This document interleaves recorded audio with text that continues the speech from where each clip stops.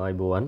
එතකොට මේ වීඩියෝ එකෙන් අපි කතා කරන්නේ 2026 A level වලට. ඒ කියන්නේ 2026 අවුරුද්දේ මේ අවුරුද්දට කොහොමද අපේ MCQ plan එක වෙන්නේ සහ වැඩ ටික කරගන්නේ කොහොමද කියලා.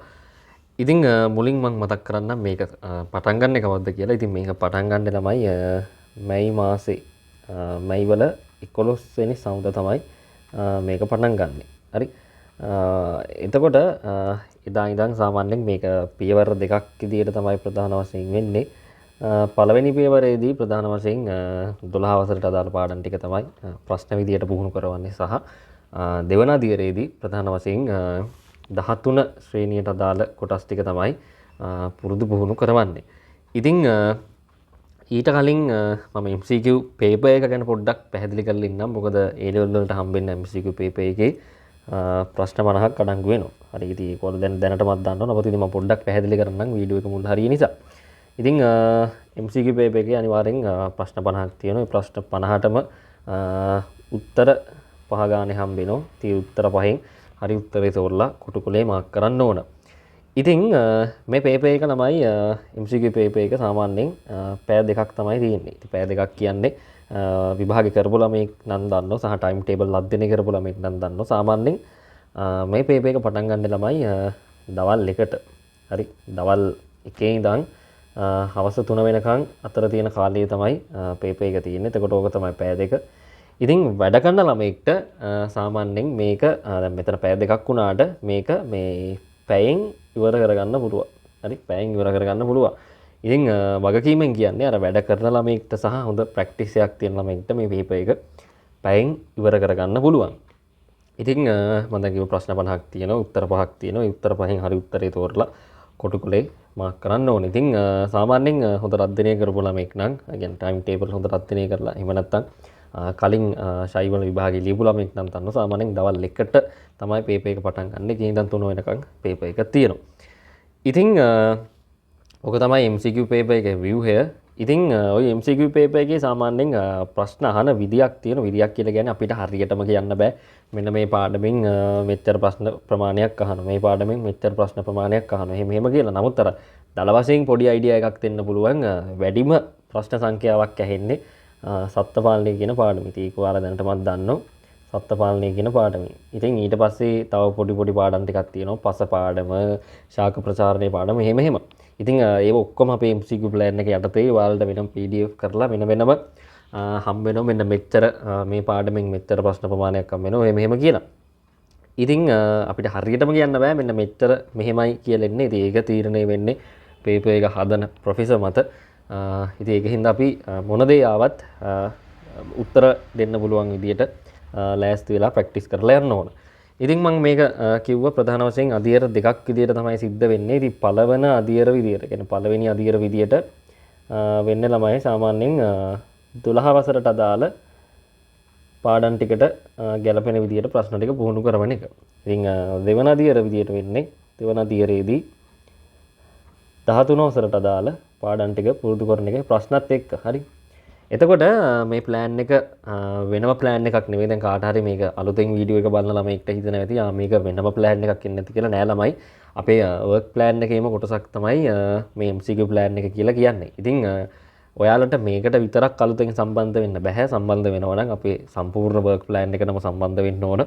ඉතින් ඒකේ විස්තර ගැන මම වීඩියෝ එක අන්තිමට කතා කරන්නම්. මේ මෙන්න මෙච්චර මෙහෙම තමයි සම්බන්ධ වෙන්නේ. එතකොට මාසික ගාස්තුව මෙහෙමයි. අලුතෙන් ළමයෙක් සම්බන්ධ වෙනවා නම් කොහොමද සම්බන්ධ වෙන්නේ කියලා. සහ මගහැරිච්ච දේවල්, මිස් වෙච්ච දේවල් කවර් කරගන්න ඕන නම් කොහොමද මේ දේවල් කරගන්නේ කියලා.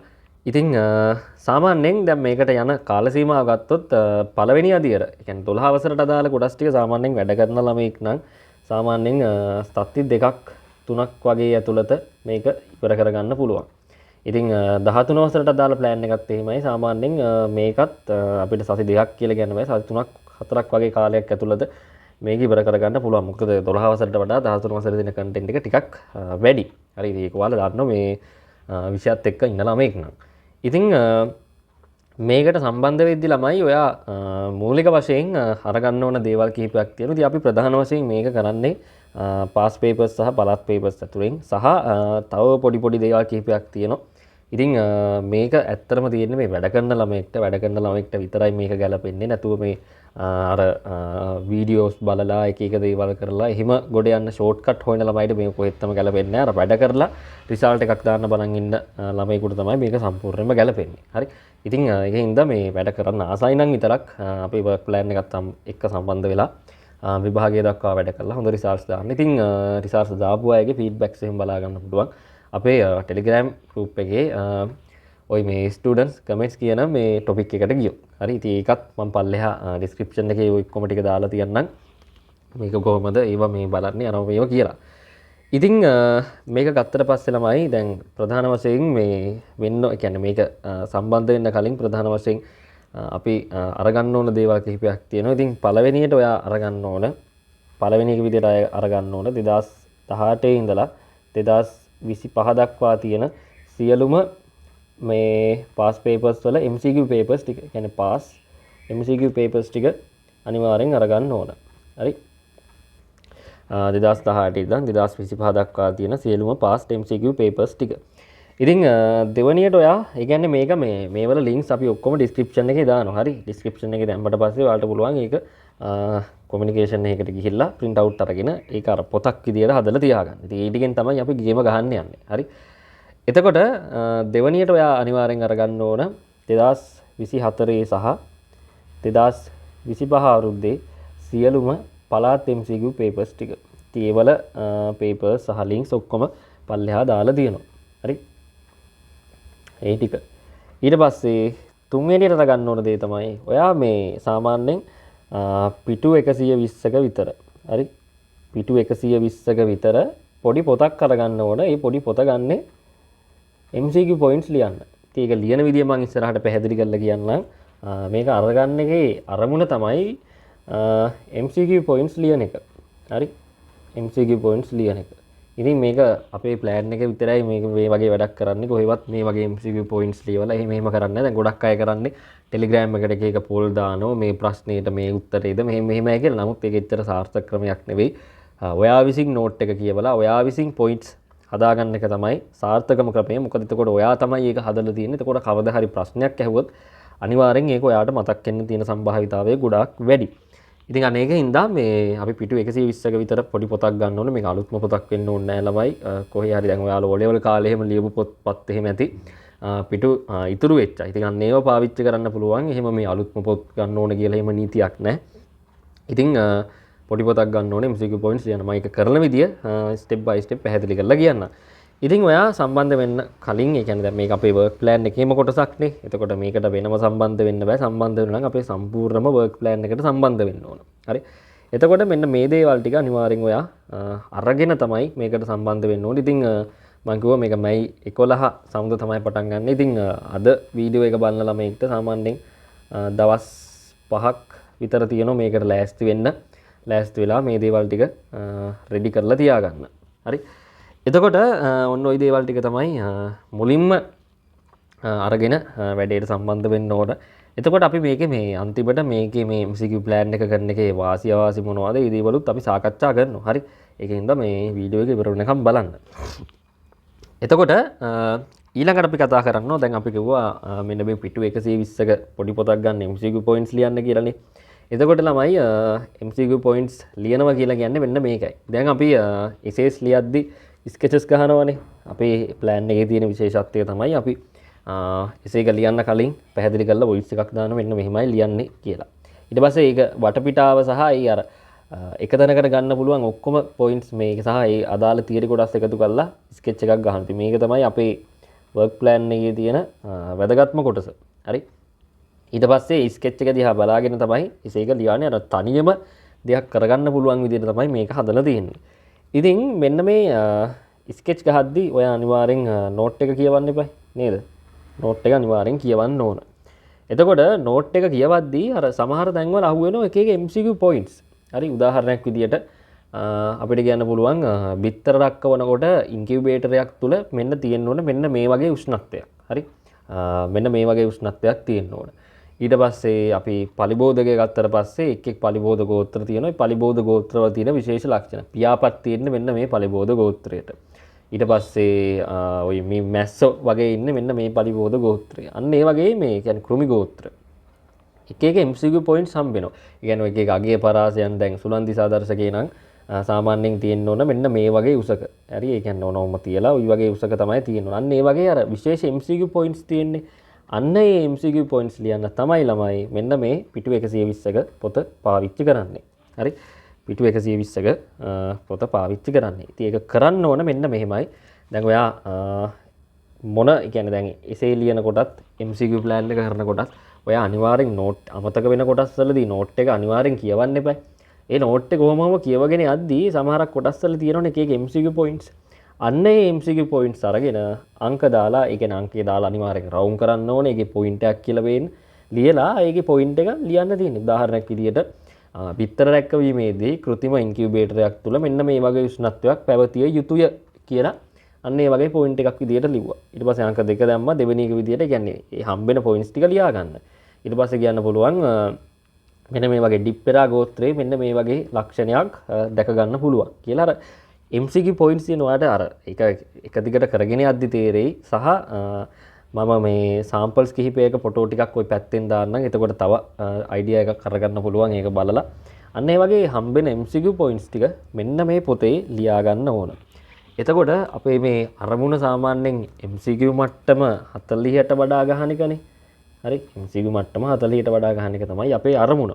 ඉතින් ඔය MCQ points ටික කළා ඊට පස්සේ පාස් papers ටික, පළාත් papers ටික, ওই දේවල් ටික කරාට පස්සේ අර කවර් වෙන්න පුළුවන් ඔක්කොම ටික වගේ කවර් වෙලා තියෙනවා. ඉතින් කොහෙන් ප්‍රශ්නය අහුවත් ඔයාට උත්තර ලියන්න පුළුවන් මට්ටමට අනිවාර්යෙන්පත් වෙනවා. හැබැයි දවසෙන් දෙකෙන් නෙවෙයි සති දෙකක් තුනක් අකණ්ඩව කරන්න ඕන. එහෙම කරොත් විතරයි මේකේ ප්‍රතිඵලයක් ගන්න පුළුවන් වෙන්නේ. පැහැදිලි? එතකොට ඔන්න ඕක තමයි පිටු 120ක පොතක් ගන්න එකේ කතන්දරේ. එතකොට MCQ points ලියන්න තමයි මේක අරගන්නේ. ඉතින් ඔයාලට කියන්න ඕන 2025 අවුරුද්දෙත් අපි මේ වැඩේ කරා. ඉතින් 2025 ලෙවල් කරපු ළමයි සාමාන්‍යයෙන් points 300 400 මට්ටමටම අරගෙන තිබුණා මෙන්න මේ point පොත. හරි පොතක් ඉවර නම් ඒක පොතක් තව මේකට ස්ටෙප්ලර් කරගන්න. එහෙමයි කරන්නේ. හරි. ඉතින් මමත් ඒ ලෙවල් කරන කාලේ මේ වැඩේ කරපු හින්දා තමයි ඔයාලට මේක කියන්නේ කරන්න කියලා. ඒකේ මේ සාර්ථකත්වයක් තියෙන හින්දා හිම කරන්න කියන්නේ. ඉතින් මේවා ක්ලාසස් වල සාමාන්‍යයෙන් වෙන්නේ නැති දේවල්. ඉතින් අර ක්ලාස් වල කරන්නේ නැති දේවල් තමයි අපි කරන්නේ ඒ ලෙවල් ඇග්‍රි පේපර් එක ටාගට් කරලා. හරි මේක මේ ඇග්‍රි වලට විතරක් නෙවෙයි වෙනත් තියරිමය කරුණු තියෙන ඕනෑම විෂයකට භාවිතා කරන්න පුළුවන්. විශේෂයෙන් බයෝ කරන ළමයෙකුට බයෝ වල MCQ point ලියන්න පුළුවන්. රිසෝස් බුක් එක කියවලා ඒ අදාළ කොටස් ඉගෙන ගත්තට පස්සේ හරි අර අමතක වෙන කොටස් ලියලා තියාගන්න. ඉතින් මම මේ ඇග්‍රි වලට විතරක් නෙවෙයි මම මේක බයෝ වලටත් පාවිච්චි කරා. ඉතින් බයෝ වලත් ලොකු පොයින්ට්ස් ප්‍රමාණයක් මම එක්සෑම් එකට යද්දි එකතු කරගත්තා. ඉතින් ඒව කරලා සාර්ථක වෙච්ච හින්දා තමයි මේ වගේම 2025 ළමයිට වගේම ඔයාලටත් මේක කරන්න කියලා කියන්නේ. ඉතින් තව පොඩි දෙයක් මම නිකන් පැහැදිලි කරන්න. දැන් අපේ අරමුණ සාමාන්‍යයෙන් මේක MCQ මට්ටම 40 පන්නන එකනේ. ඉතින් අර ගොඩක් ළමයිට තියෙන දුර්වලතාවය තමයි ගොඩක් ළමයි මේ මෙන්න මේ වගේ අගේ පරාසයන් වල තමයි MCQ මට්ටම් තියෙන්නේ. සමහරක් අයගේ MCQ 25 30 ලෙවල් එකේ තමයි තියෙන්නේ. කියන්නේ ওই අතර. කියන්නේ 27 29 28 වගේ ඔන්න ওই පරාසය. සමහර ළමයිගේ තියෙනවා 30 35 කියන පරාසය. හරි 30 35 32 33 කොච්චර කරත් මේ 35 කට්ට පනින්න බෑ. පළවෙනියට පන්න ගන්න ඕන මෙන්න මේ 35 කට්ට. හරි 35 කට්ට තමයි මුලින්ම පන්න ගන්න ඕනේ. ඉතින් ඒක මේක කරගෙන යද්දි ඔයාලට සම්පූර්ණයෙන්ම අල්ල ගන්න පුළුවන් කොහොමද වැඩේ වෙන්නේ කියලා. ඉතින් තව ළමයි සෙට් එකක් ඉන්නවා. ඒ ළමයිගේ ලකුණු සාමාන්‍යයෙන් 35 40 කියන ලෙවල් එකේ තියෙනවා. හරි යාළ 35 කට්ට කොහොම හරි පැනලා තියෙන්නේ. හරි එතකොට මේ කියන්නේ 36 37 අන්න ඒ වගේ ලෙවල් එකේ. තව ළමයි සෙට් එකක් ඉන්නවා 40 50 අතර අගිය පරාසයේ ඉන්න ළමයි. කියන්නේ 43 46 අන්න ඒ වගේ ලකුණු මට්ටමේ ඉන්න ළමයි. ඉතින් දැන් ඔයා බලන්න ඔයා ඉන්නේ මේ සෙට් එකෙන් මොන මට්ටමේද කියලා. ওই මොන මට්ටමක හිටියත් අනිවාර්යෙන් මේ ප්ලෑන් එකට සම්බන්ධ වෙලා වැඩ ටික කරගත්තොත් අනිවාර්යෙන් MCQ මට්ටම 40ට වඩා ගහන්න පුළුවන්. 40ට වඩා බැරි වුණත් 35ට වඩා ගහන්න පුළුවන්.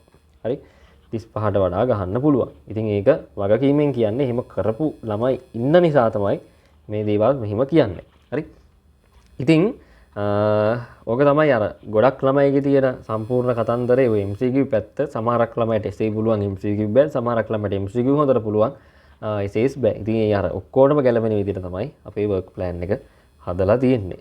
පැහැදිලි? එතකොට එන්න ඕන කලින් මං කිව්වා මෙන්න මේ දේවල් ටික අනිවාර්යෙන් ලෑස්ති කරගන්න ඕනේ කියලා. එතකොට පිටු 120ක පොඩි පොතක් පාවිච්චි කරන්නේ මොකටද කියලා නම් පැහැදිලි කරා.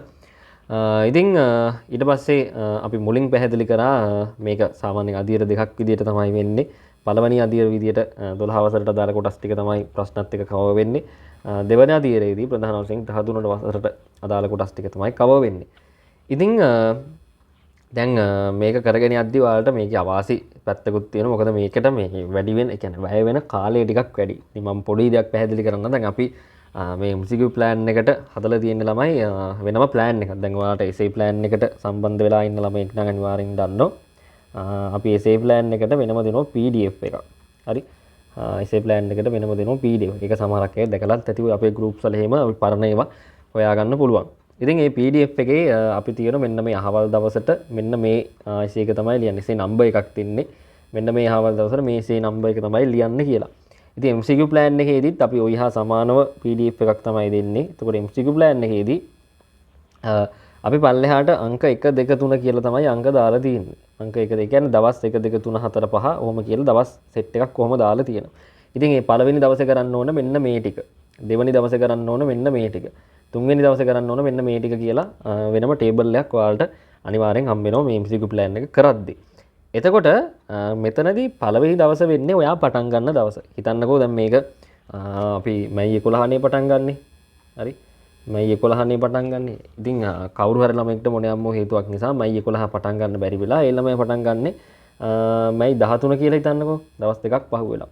එතකොට මේ මැයි 13 පටන් ගත්තට මේ මැයි 13 තමයි එයාගේ පළවෙනි දවස වෙන්නේ. හරි. මැයි 13 තමයි පළවෙනි දවස වෙන්නේ.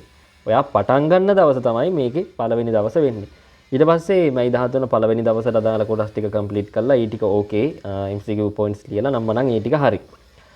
ඊට පස්සේ මෙයාට දෙවනි දවස කියන්නේ 14 වෙනිදා මෙයාට මේ වැඩේ කරගන්න බෑ රිවිෂන් තියලා ක්ලාස් තියලා නම් මනම් ඒ හේතු නිසා. එතකොට දෙවනියට ආයි මෙයා පටන් ගන්න 15 වෙනිදා ඔන්න MCQ plan එක කරන් ආයි වැඩ ටික කරන්න ගන්නවා. එතකොට ඒ ළමයාගේ දෙවනි දවස වෙන්නේ අර දෙවනියට පටන් ගත්ත දවස.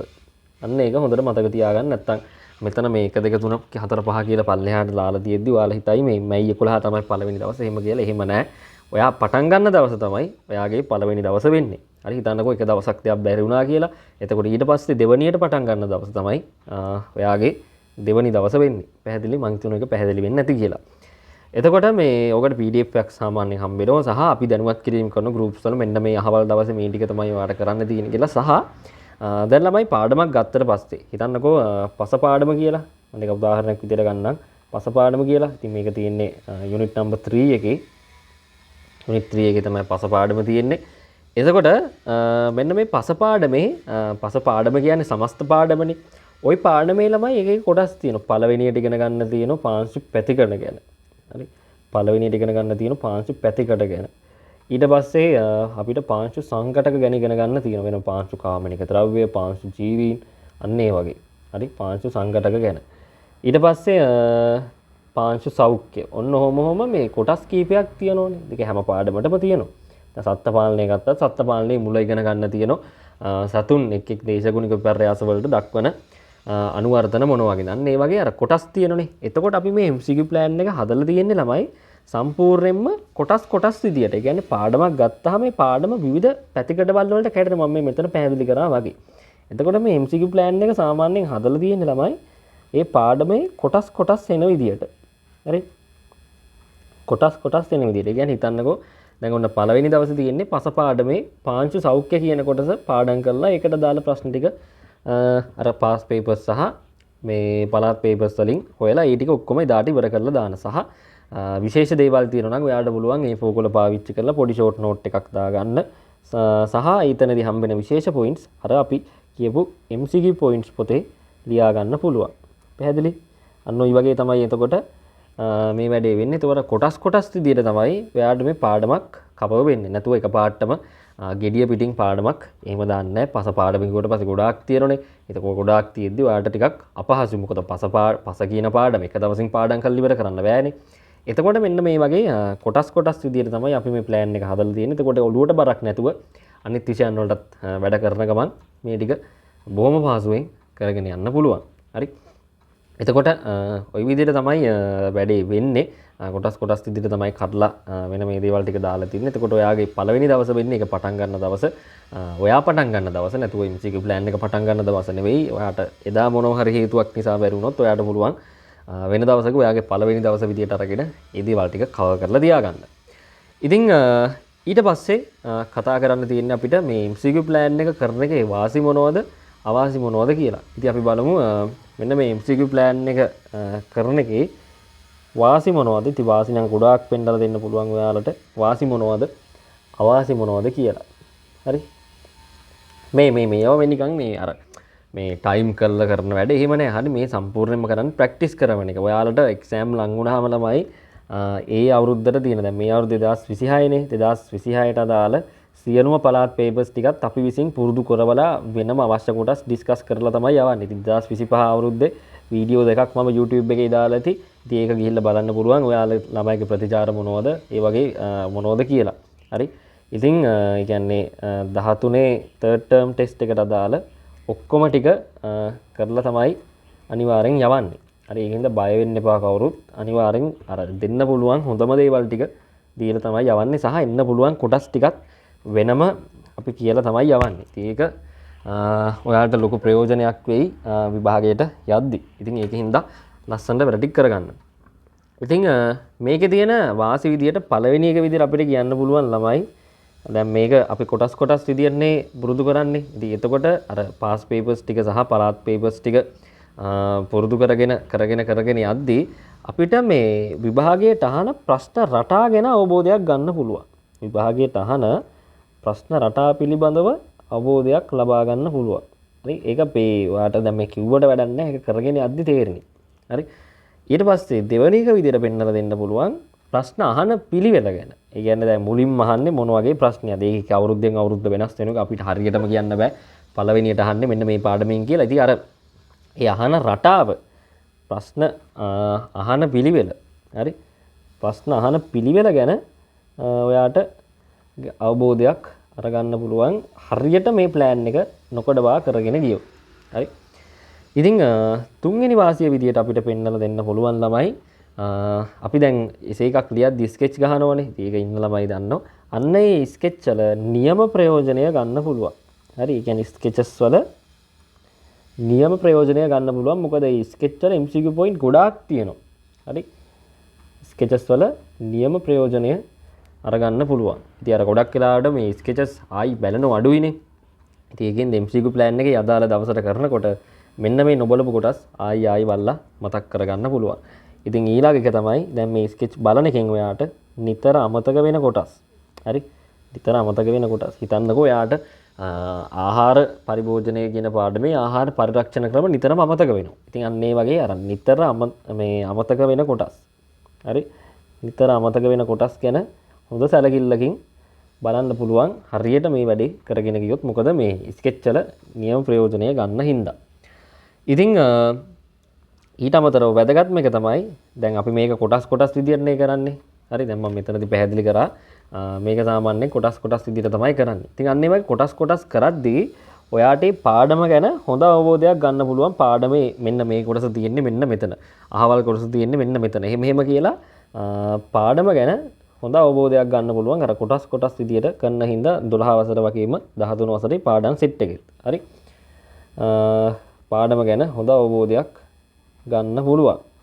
ඉතින් මම මේ වාසි අවාසි දෙකම පෙන්නලා දෙන්නේ තමයි. එතකොට කවුරු හරි අලුතෙන් සම්බන්ධ වෙනවා නම් මේක ගැන අයිඩියා එකක් බලලා අයිඩියා එකක් අරගෙන ඔයාලට සම්බන්ධ වෙන්න පුළුවන් හින්දා. හරි. ඉතින් ඊළඟ වාසිය තමයි මේ දැන් මේක කරනකොට අපේ මූලික අරමුණ MCQ 40 පන්නන එකනේ. ඉතින් අනිවාර්යෙන් MCQ 40 පන්නන්න පුළුවන්. 40 බැරි වුණත් MCQ 35ට වඩා නම් අනිවාර්යෙන් ගහන්න පුළුවන්. හරි. MCQ 40 ප්ලස් ගහන්න පුළුවන්. ඉතින් ඊට අමතරව තව වාසියක් තියෙනවා. ඉතින් මේක ඇග්‍රි වලට විතරක් නෙවෙයි වෙනත් ඕනෑම විෂයකට මේ ක්‍රමය භාවිතා කරන්න පුළුවන්. හරි තියරිමය කරුණු තියෙන වෙනත් ඕනෑම විෂයකට මෙන්න මේ ක්‍රමය භාවිතා කරන්න පුළුවන්. ඉතින් ඒක තමයි මේ අර මෙතන තියෙන වැදගත්කම. මොකද මේ විශේෂයෙන් බයෝ වලට මොකද ගොඩක් ළමයිගේ මේ බයෝ වල MCQ ගොඩාක් දුර්වලයි. අර මං කිව්වා වගේ මෙන්න මේ සීමාමල් වල තමයි බයෝ වලත් මේ ගොඩක් අයගේ ලකුණු මට්ටම් තියෙන. ඉතින් අන්න ඒකෙන් හින්දා මේ ක්‍රමය බයෝ වලටත් ඔයාටම කියලා තනියෙන් හදා ගන්න පුළුවන්. ඉතින් එහෙම වුණොත් අපි බයෝ වලටත් මේ වගේ මොකක් හරි ප්ලෑන් එකක් පටන් ගන්න. මොකද මම ඔයාලට කලින් කිව්වා අනිවාර්යෙන් බයෝ වල ස්ට්‍රක්චර් ටික සහ MCQ ටික බේස් කරලා මොනවා හරි ප්ලෑන් එකක් පටන් අරන් කරලා දෙන්නම් කියලා. ඉතින් කවුරු කලබල වෙන්න එපා. ඒකෙන් හින්දා මේ බලමු එහෙම වුණොත් කාලය තිබ්බොත් අපිට බයෝ වලටත් මේ වගේ මොකක් හරි ප්ලෑන් එකක් පටන් අරන් ඒක කරගෙන යන්න. ඉතින් ඔයාලට පුළුවන් එතකොට සම්බන්ධ වෙලා වැඩ ටික කරගන්න. ඉතින් ওই ටික තමයි ප්‍රධාන වශයෙන් වාසි විදියට පෙන්වලා දෙන්න පුළුවන් වෙන්නේ. ඉතින් අපි බලමු ඊට පස්සේ මේකේ තියෙන අවාසි මොනවද කියලා. අංක 1ටම කියන්න පුළුවන් ළමයි මේකට ටිකක් ගත වෙන කාලය වැඩි ළමයි. බොරු කියන්න ඕනේ නැහැ නිකන් මේකට ඇත්තටම දැන් 13 වසර ගත්තට පස්සේ ලොකු කන්ටෙන්ට් එකක් තියෙනවා. මොකද 12ත් එහෙම අපි කොටස් කරන්න ගියාම මේකට ගත වෙන කාලය ටිකක් වැඩි. හරි. ඉතින් එහෙනම් පළවෙනි අවාසිය විදියට පෙන්වලා දෙන්න පුළුවන් මේකට වැඩි කාලයක් ගත වෙනවා ළමයි. වැඩි කාලයක් ගත වීම. හරි. ඉතින් මේ හැබැයි වැඩි කාලයක් ගත වුණාට මේකෙන් හම්බෙන ප්‍රතිඵලය ඉතා ඉහළයි. හරි. මොකද MCQ 40 බැන්න කියන්නේ කොහොමත් ඉතින් එසේ එක කොට දාගත්තොත් අනිවාර්යෙන් ඒකක්ම තමයි. හරි. වැඩි කාලයක් ගත වුණාට ලැබෙන ප්‍රතිඵලය වැඩි. හරි. මොකද ඔයානේ මහන්සි වෙන්නේ. ඔයා මහන්සි වෙනකොට ඔයා දන්න ඔයාගේ තියෙන අඩුපාඩු මොනවද කියලා. අන්න එතකොට අඩුපාඩු හඳුනගෙන හරියට මේ දේවල් මේ රිකවර් කරගත්තොත් අනිවාර්යෙන් හොඳ ප්‍රතිඵලයකට යන්න පුළුවන්. ඉතින් දෙවනියට කියන්න පුළුවන් ගොඩක් ළමයිගේ තියෙන එක තමයි මේක ටිකක් අර එක දිගට කරගෙන යද්දී පොඩි කම්මැලි ගතියක් එනවා.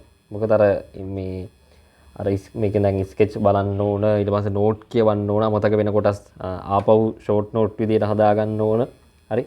දැන් ස්කෙච් වල ඒ කරුණු නැත්තම් ඔයාට පුළුවන් ආයි A4 කෝල අරන් පොඩි ෂෝට් නෝට් එකක් ඒක ගැන දාගන්න. හිතන්නකෝ ආහාර පාඩමේ ඔයා මේ ආහාර විවිධාංගීකරණය ගැන ස්කෙච් එකක් ගහලා නැහැ. එතකොට ඔයාට ආහාර විවිධාංගීකරණය කියන එක හොඳට කියවලා ඒකට පොඩි දැන් හම්බෙන MCQ point අර MCQ point පොතේ වෙනම ලියාගෙන අංක 1 2 3 එහෙම කියලා දාලා ඒ කියන්නේ දිගටම දාගෙන යන්න. මේක නවත්තන්න එපා. අංක 1 2 3 කියලා දාලා ඒ කියන්නේ ඉවර වෙන තැනක් එයි. කොයි හරි 400ද 500ද කොයි හරි කමන්නේ ඉවර වෙනකම්ම ලියන්න. එච්චරයි වෙන්න ඕන. හරි විභාගයේ ලඟ වෙනකම්ම එක දිගට ඔයා නෝට් කියවනකොට ඒ හම්බෙන පොයින්ට්ස් ටික වෙන වෙනම එකතු කරගන්න. හරි. ඒක ලොකු පිටුවහලක් වෙයි ඔයාගේ MCQ පේපර් එක ගොඩ දාගන්න. මොකද මේ මෙතන තියෙන විශේෂ දේ තමයි දැන් මේ MCQ බුක් එක කරද්දී දැන් ඔයාට එක්සෑම් එකට යද්දී ඔයාට නෝට්ස් අරන් යන්න බෑනේ ළමයි. හරි. නෝට්ස් ඊට පස්සේ පේපර්ස් ඔය තියෙන මේ ටියුට්ස් අනම්මනම් ඔය ලට්ට ලොට්ට වරන් යන්න බෑනේ. ඉතින් ගගනගාමීක් වගේ ඔක්කොම බෑග් එකේ පුරවගෙන නේද? අන්න ඒක හින්දා මේ MCQ point පොත හදාගත්තොත් MCQ paper එක තියෙන දවසට ඔයාට මේ MCQ point book එක අරන් යන්න පුළුවන්. හරි. ඒ වගේම මෙතන තියෙන තව වාසියක් තමයි ඔයා බස් එකේ යන ළමෙක් නම් කොයි හරි පැත්තක සීට් එකක් අල්ලගෙන මේ MCQ point පොත අරන් පොතක් කියවනවා වගේ කියව යන්න පුළුවන්. අන්න ඒක තමයි උතන තියෙන ලොකුම වාසිය. හරි. නැතුව මේ notes අරගෙන papers අරගෙන tunes අරගෙන ඒව නම් කවදාවත් පුතෝ ගොඩ දාන්න නම් බැරි දේවල්. හරි. මම දැකලා තියෙන සමහරක් ළමයි මේ exam hall වල මාස්ටර් ගයිඩ් පේපර් එකේ අර සමහරක් MCQ වල විවරණ තියෙනවනේ. ගෙනල්ලා ඔන්න ඕවා කියවනවා. සහ මේ එසේ පේපර් එක දවස්වල එසේ මාකින් කියවනවා. ඉතින් ජීවිතේටවත් වැඩක් නැහැනේ. ඒ වෙලාවේදී අර බොරුවට නිකන් මාකින් එකක් බැලුවා කියලා ඔයාට ඔය එසේ එක ලියන්න පුළුවන් වෙන්නේ නැහැනේ ළමයි. ඔයාට එසේ එක ලියන්න පුළුවන් වෙන්නේ ඔයා එසේ එක කලින් ලියලා ප්‍රැක්ටිස් කරලා තිබ්බොත්. සහ පේපර්ස් වලට උත්තර ලියලා ප්‍රැක්ටිස් කරලා තිබ්බොත්. එහෙම වුණොත් තමයි ඔයාට මේ ප්‍රශ්නෙට උත්තර ලියා ගන්න පුළුවන්. නැත්නම් මේ දාට එක්සෑම් හෝල් එකට ගිහින් තමන්ගේ හිත රවට්ට ගන්න බොරුවට අර මාස්ටර් ගයිඩ් පොත නැත්නම් මොකක් හරි ටියුට් එකක් හරි මොකක් හරි ගෙනිලා බැලුවා කියලා ඕක මතක හිටින්නේ නැහනේ. නමුත් ඔයා කාලයක් තිස්සේ ප්‍රැක්ටිස් කරලා මෙන්න මේ වගේ පොයින්ට්ස් එකතු කරගෙන තියාගත්තොත් MCQ පේපර් එක දවසට කියලා කොයි හරි පැත්තක් අල්ලගෙන ওই ටික පල්ලෙහාට කියවගෙන යන්න තමයි තියෙන්නේ. නිකන් පොතක් කියවනවා වගේ. පැහැදිලි. ඉතින් ඕක තමයි ඔන්න උතන තියෙන වාසිය. එතකොට මෙන්න මෙතන අර නොදන්න කොටස් ගැන මේ කියන්නේ ඔයා ස්කෙච් එකට ගහලා නැත්නම් ඒකට පොඩ්ඩක් කියවලා ස්කෙච් එක විදියට හදාගෙන තියාගන්න. කියන්නේ ෂෝට් නෝට් එකක් විදියට හදලා තියාගන්න. ඉතින් ඒක හින්දා පොඩි කම්මැලි ගතියක් දැනෙන්න පුළුවන්. හරි. හැබැයි වැඩ කරන ළමයෙකුට එහෙම නෑ. වැඩ කරන ළමයා දිගටම කරගෙන යනවා. ඊළඟ එක තමයි අර ගොඩක් වෙලාවට මේක අකණ්ඩව කරගෙන යන්න බැරි ගතියක් තියෙන විශේෂයෙන් ෆස්ට් ට්‍රයි කරන ළමයිට වෙනත් විෂයන් වල තියෙන ගැටලු හින්දා. හරි.